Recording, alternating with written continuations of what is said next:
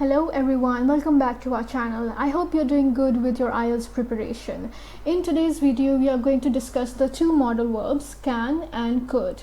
We are going to look deep into can. We are not going to look deep into could because we first want to sort out the modal verb can, all of its uses, the different tenses and the sentence framing, how it changes as it goes from one tense to another tense.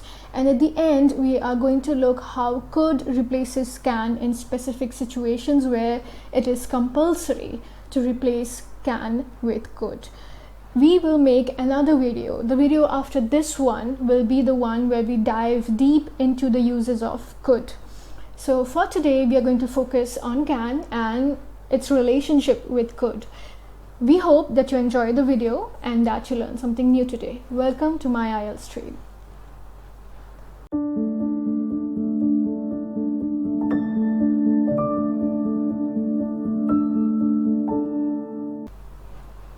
So we are going to start with a few examples of can. I can stay awake all night. It can get really hot in this season. Can I borrow a pen? You can take a pen from my case. Can I help you? This is confusing, but we can ask our teacher. So now we are going to see what is the function of can in all of these sentences. You might think that can has the same function in all of these sentences, and it's okay to think like that, but we are going to look in deeper and we are going to see how can acts in a different way in all of these sentences. I can stay awake all night is to show ability. That's the first use. It can get really hot this season. It is showing us the possibility that in this particular season, the temperatures can go really up. Can I borrow a pen? So this is asking for permission. So can I borrow a pen? Can I take a pen from you? This is asking for permission. You can take a pen from my case. This is granting permission, like yes, you are allowing someone to take something that belongs to you. So this is granting permission. Can I help you? This is making an offer. So if you want to offer something to someone, you can use can. This is confusing, but we can ask our teacher. Possible solutions. So if you want to express a possible solution to an issue, or if you even want to give some suggestion, both the cases allow you to use can. Now, sentence framing with can. If you remember our last video, where we discussed the basic sentence framing with modal verbs, we taught you that every modal verb follows this rule that after the modal verb, whatever main verb follows is in the original base form of the verb, or it is also known as the bare infinitive form without to. So can plus base form of the verb. This is how you will form sentences with can. Can does not act as the main verb, but rather supports the main verb in expressing all the list of things that we just saw before. I can stay awake all night. It can get really hot this season. So I can, and then stay awake is the main verb. It is the base form of the main verb. Or else, even if you just want to consider stay itself is also a verb, and it's there in its main base form. It can get really hot this season. Get is the main verb here, and if you actually even consider the sentence framing, the same sentence framing has been followed. Can followed by the main verb. This is how you form sentences with can. We would like to request you to please subscribe to our channel. We are trying to work really hard to help you in your IELTS journey, and I hope that you like our content. We are trying to be regular with the uploads, and we are trying to make content that will really help you. So please subscribe to our channel. Tenses with can. Now, present tense. can plus base form of the verb, just the same way which we saw before. I can stay awake all night, and it can get really hot this season. So both of these sentences are in the base form of the have the base form of the verb, and both of these are in the simple present tense. Now this is the use of can in majority of the sentences. This is how can is used to just express what happens in general, to express general possibilities or abilities of people. Like the first sentence is to express ability, and the second one is to express possibility, and both of them are in the present tense. So can is mostly used in the present tense. Now you can use it in other tenses as well, which we are going to see now. Let's see about past tense. Now, can you use can in the past tense? Let us consider these two examples. When I was a child, I can run fast. Is this correct? Let's look at the other one. You can use a pencil when you were in primary school. You can use a pencil when you were in primary school. What do you think? Are these two sentences correct? No, they are not. They are not grammatically correct. Why? We are going to see now. You cannot use can in past tense. That's why.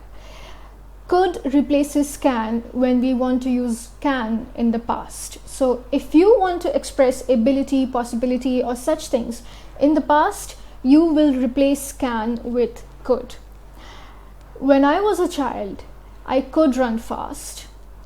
You could use a pencil when you were in primary school. This is how sentences are framed if you want to express ability, possibility, and other functions of can in the past. You replace it with could. That's the rule. You cannot use can in the past tense. Future tense with can. Use can with a future indicator. I can make new friends at the party next week. What you can do is, in order to specify that the sentence is about the future, you can use a future indicator in the sentence along with can, and that's when it becomes more clear that you're talking about the future, and it is grammatically correct as well. Now, if you don't use the future indicator, at the same time you just say I can make new friends. So this too can be used in reference to the future if you are continuing a conversation where you have already made it clear that you're talking about the future. But if I just come to you and say I can make new friends, it would be assumed that I'm talking about the present, because can is mostly used in the present. Replace it with could. I could make new friends at the party next week, or I could make new friends simply. Now, could also is generally assumed to be used in the present tense, and it can be used in the future to replace can. So these are the three different ways given here how you can use can in the future. I could make new friends at the party next week. This is correct, expressing ability in the future. I could make new friends. This is also correct, expressing ability. The same rules apply if you do not use an indicator for future in could. Someone might assume that you're not talking about the future, that you are talking about the present, unless you are continuing a conversation where you already mentioned that you're talking about the future. Replace it with be able to. I will be able to make new friends. So this is pretty clear. You do not need to specify with a future indicator. You can use will be able to if you want to use can in the future. So these are the three ways by which you can use can in the future tense. You can use a future indicator, you can replace it with could, and then you can replace it with be able to or will be able to. Negative sentences with can. Now we just finished looking at the affirmative sentences. Now we are going to look at the negative sentences. Present tense with the negative, you should use not after can. I cannot stay awake all night, or you cannot take a pen from my case. So we are trying to express an inability. So we saw that can is used to express ability. It can also be used to express inability. So I cannot stay awake all night. This is grammatically correct. When you add not after can, the best thing to do is to bring those words together and make a compound word. In British English and in American English, cannot as a single word is more commonly used, and this is what you should follow most of the time. You should try and avoid putting a space between the two. For the past tense, just the same way we could not use can to express affirmative sentences, the same way we cannot use can in the past tense to form negative sentences. It was confusing, but we were not able to ask our teacher. We were not able to. So one way you can use can in the past tense is to change it with was not able to or were not able to, and the other way is to use could not or couldn't. So we couldn't ask our teacher.